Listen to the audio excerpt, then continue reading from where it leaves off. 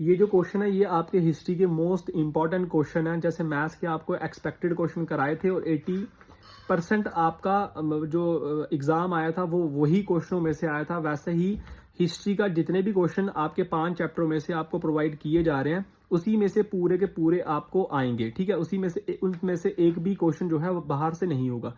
इसीलिए आज की आज पूरे के पूरे क्वेश्चन याद कर लो।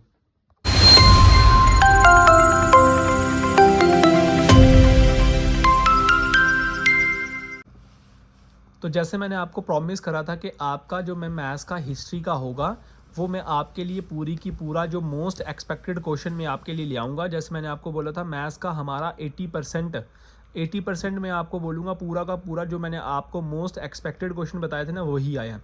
अब मैं आपके लिए ना हिस्ट्री का लाऊँ क्योंकि आपकी डेट शीट चेंज हो गई है तो आपको क्या करना पड़ेगा 10 तारीख से पहले पहले जो आपका वीक पॉइंट है, जैसे हिस्ट्री बच्चों का क्या होता है वीक होता है, इसीलिए मैं ना आपका हिस्ट्री के क्वेश्चन आंसर आपको प्रोवाइड करा रहा हूँ। तो आपका जो पहला चैप्टर आएगा ना, chapter number 1, rise of nationalism in Europe.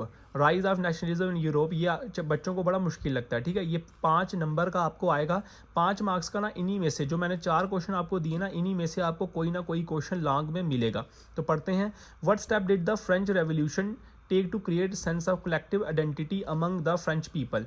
Most important question है, बड़ी बार आपको देखने को मिलेगा ये, और ये इस बार भी आ सकता है। बाल्कन्स वाला, why did nationalist tension emerge in the Balkan. Most important question मैंने लिखा हुआ है, देखो मोस्ट इंपॉर्टेंट क्वेश्चन ये आपका, ये बहुत बार क्या इस बारी भी इसका चांस है कि 80% ये एग्जाम के अंदर आ सकता है। और आपको पता ही है जो मैं बताता हूँ वो वीडियो वो आपका पेपर के अंदर आता है। जैसे मैथ्स का भी आपका 80% आपका पेपर के अंदर वो चीज़ें आई हुई हैं जो मैंने आपको बताई थी। ठीक है, और कुछ बच्चे कह रहे थे एमसीक्यू मुश्किल थे, कोई बच्चे मुश्किल नहीं थे, 2 से 3 एमसीक्यू आपके मुश्किल थे, बाकी इजी थे। ठीक है, what change did Napoleon introduce to make administrative system more effective in the territories ruled by him. ये क्वेश्चन नंबर 3। क्वेश्चन नंबर 4 क्या है, explain the rise of German Italian unification. आपके ये 2 क्वेश्चन है अलग अलग, ये दोनों क्वेश्चन आपके इंपॉर्टेंट है। ये 4 क्वेश्चन आप करके जाओगे, 5 नंबर आपके पक्के हो जाएंगे। ठीक है, और आपको पता ही है कि जो क्वेश्चन मैं बताऊंगा वो आएंगे ही आएंगे। फिर एक्सप्लेन द प्रोसेस ऑफ, अच्छा फिर है chapter number 2, nationalism in India. इसके भी कुछ क्वेश्चन जो मोस्ट इंपॉर्टेंट है और जो रिपीटली है वो क्वेश्चन आपको देखने को मिलेंगे। फर्स्ट क्वेश्चन है, how the First World war held in the growth of national movement in India. Second question important question है, ये भी फर्स्ट वर्ल्ड वार के रिलेटेड है। आपको पता होगा फर्स्ट वर्ल्ड वार 1913-14 में स्टार्ट हुई थी और 1718 में खत्म हुई थी। Why Gandhi ji decide to withdrawal non cooperation movement. Important question है। और ये मैस्क्रे वाला क्वेश्चन तो आपको बहुत बार दिखा होगा, ये क्वेश्चन आपका एग्जाम के अंदर आता है, मैस्क्रे जलियां वाला बाग। ठीक है, ये क्वेश्चन आपको देखने को मिलेगा। उसके बाद Simon commission, why did India's protest against the commission. ये भी इंपॉर्टेंट है कि साइमन कमीशन जो था इंडिया उसके अगेंस्ट क्यों था, क्योंकि एक ऐसा लॉ आया था जो साइमन ने लाया था, उसके अगेंस्ट में उन्होंने प्रोटेस्ट करा था। सिविल डिसओबीडियंस मूवमेंट और साल्ट मार्च। देखो सिविल डिसओबीडियंस मूवमेंट आपको एग्जाम के अंदर पूछा जाता है और लगभग 5 नंबर का नहीं 2 या 3 नंबर का पूछा जाएगा। साल्ट मार्च आपका बहुत इंपॉर्टेंट क्वेश्चन है बच्चे, मैं बार बार कह रहा हूँ साल्ट मार्च आपका इंपॉर्टेंट है। आपने क्या करना है ना, आपने कोई क्वेश्चन छोड़ना ही नहीं है। मैंने आपको थोड़े से क्वेश्चन बताए हैं और ये कितने नंबर का आपको चैप्टर आएगा, ये भी आपका 4 नंबर का जो होगा वो चैप्टर होगा। ठीक है, आपने इसको कंप्लीट करना है। फिर आपका जो चैप्टर नंबर ये है थर्ड, ये है 6 नंबर का। ठीक है, the making of global world. इसके अंदर आपको क्या क्या करना है आप देख लो। इफेक्ट ऑफ द फॉलोइंग, ये 3 पार्ट करके जाना है। Abolition of corn law. देखो आपको पता है कि आपके स्कूल में भी जब टेस्ट होते थे कॉर्न लॉ आपको पूछा जाता था क्योंकि ये है ही इंपॉर्टेंट। और फिर coming of rinderpest to Africa, ये भी आपका इंपॉर्टेंट है मगर इतना ज़्यादा नहीं, मगर है। ग्रेट डिस्पर्जन तो आपका मोस्ट इंपॉर्टेंट क्वेश्चन, मैं कहूँगा मोस्ट इंपॉर्टेंट क्वेश्चन है। इसके कॉन्सिक्वेंसेज और काज 2 क्वेश्चन है, ये दोनों आपको अच्छे से करने हैं। ठीक है, क्वेश्चन नंबर 2 आप देखो, what is meant bye Britain would agreement. Britain would agreement जो है वो इंपॉर्टेंट क्वेश्चन है। ठीक है, उसके बाद आपका है explain 3 type of movements within international economic exchange. Important question है। Explain what is the referred to as G77 countries. ये भी इंपॉर्टेंट क्वेश्चन है। देखो इंपॉर्टेंट क्या है, आपको जितने भी, एक तो मैं बहुत कम क्वेश्चन आपके लिए लाया हूँ तो आपको इनमें से कोई भी क्वेश्चन छोड़ना नहीं है। ये है कि कुछ क्वेश्चन बहुत ही ज़्यादा इंपॉर्टेंट है मगर आपको ना सारे के सारे क्वेश्चन आपको करने हैं। मैं तो आपको ये कह रहा हूँ कि आज रात को ही आप इकोनॉमिक्स के सारे चैप्टर के क्वेश्चन आंसर याद कर लो। बहुत बच्चे परेशान है बच्चे। ठीक है, तो आप कर लो। अच्छा, इसका और ये वाला चैप्टर ना इसके आर में आता है, या तो ये वाले क्वेश्चन याद कर लो या ये वाले क्वेश्चन याद कर लो। Age of industrialisation, why did the same industrialisation in 19th century Europe preferred hand labour over machines, why did the port of Surat decline, port बोलते हैं जहाँ शिप आके लगती है, ठीक है, मतलब जहाज़ का अड्डा। Why the end of 18th century, ये क्वेश्चन आपको आ सकता है, इंपॉर्टेंट क्वेश्चन है, ठीक है। उसके बाद अगर बात करेंगे तो क्वेश्चन नंबर 3 है आपका, explain what is meant by proto industrialization, why did industrialization production in India necessary increase during the First World War, है ना, प्रोडक्शन कैसे बढ़ी थी, इंपॉर्टेंट क्वेश्चन है, बहुत बार पेपर में आया।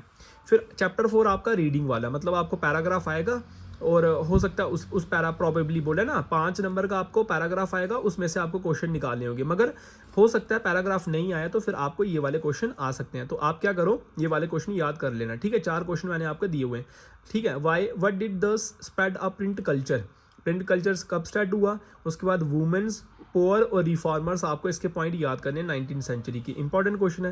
What do you know about the vernacular press act, most important question, कभी कभी वर्नाकुलर एक्ट पूछा जाता है, कभी कभी गुटनबर्ग प्रेस पूछी जाती है, ठीक है। Explain how print culture assisted to growth of nationalism in India, ये भी इंपॉर्टेंट क्वेश्चन है प्रिंट कल्चर का, ठीक है। या तो ये 4 क्वेश्चन आएंगे या आपको इसके बदले में या तो आपको पैसेज दिखेगा, मैंने आपको इसीलिए लिख दिया, मोस्ट प्रोबेबली पैराग्राफ जो है वो आपके क्वेश्चन आ सकते हैं। चैप्टर नंबर 5 है लास्ट, जो आपका 3 नंबर का आएगा, ये चैप्टर नंबर 4 5 नंबर का आ रहा है, ठीक है। आप मेरे हिसाब से चलोगे, मेरे अकॉर्डिंग चलोगे तो आपके कोई भी नंबर काट नहीं सकता है, ठीक है। इसके बाद हम MCQs वाली वीडियो भी लाएंगे जिसमें मैं हिस्ट्री के सारे MCQs आपके कवरअप कर दूंगा। व्हाट वाज रीऑर्गेनाइजेशन एक्ट, ये जो चैप्टर है इसका नाम है पोस्ट इंडिपेंडेंस ईरा, जम्मू कश्मीर आपको बताना है, जो लेटेस्ट 2019 के अंदर रीऑर्गेनाइजेशन हुई थी और स्टेट को यूटी में कन्वर्ट कर दिया था, ठीक है। 2019, एक्सप्लेन द मेजर बेनिफिट्स, और इसके एक्ट क्या थे, बेनिफिट्स तो क्या ही थे। Discuss the major economic reform that introduce by Bakshi government, Bakshi government आपको एक बार बता दूं ये बहुत इंपॉर्टेंट क्वेश्चन है, ठीक है, बख्शी गवर्नमेंट वाला बहुत बार एग्जाम के अंदर आता है। Discuss briefly the social economic impact of government policy during the time of Sheikh Abdullah, ठीक है, टाइम ऑफ शेख अब्दुल्ला। क्या क्वेश्चन था, एक बार फिर से देख लो कि आपको ब्रीफली सोशल और इकोनॉमिक, सोशल हो गया आपका, सोशियो हो गया आपका सोसाइटी, इकोनॉमिक हो गया पैसा, उस टाइम पे गवर्नमेंट की क्या पॉलिसी थी, और गवर्नमेंट किसकी थी, शेख अब्दुल्ला की, ठीक है। ये कुछ क्वेश्चन थे आपके बच्चे जो मैंने आपसे डिस्कस करे।